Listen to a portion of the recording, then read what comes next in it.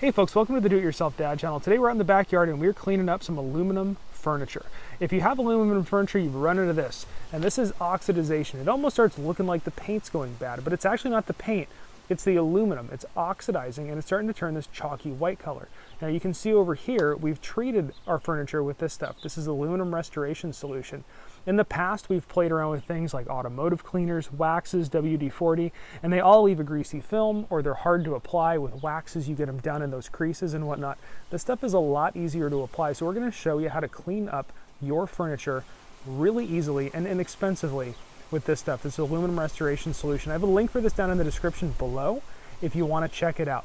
Now, if you like this video, please give it a great big thumbs up and hit that subscribe button down below. Let me know what kind of other things around the house you'd like to see. But right now, let's show you how easy this stuff is to use. Now we have this area here that's been very heavily oxidized. You can actually see places where it's kind of almost looking like it's pitted. We're gonna take a little bit of that solution on the cloth and just apply it on here. And you can see how quickly that changes and makes this table look just brand new. Now, once you've applied it, you can flip that rag over and clean off any excess. And this stuff does dry, and when it dries, it's not greasy, it's not sticky or anything like that. And so far, this is held up in the backyard through sun and rain and all sorts of different conditions without any issues.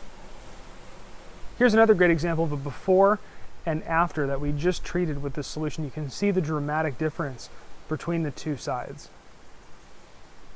And that's all there is to applying this stuff. You just put it on, wipe it off, and you're good to go.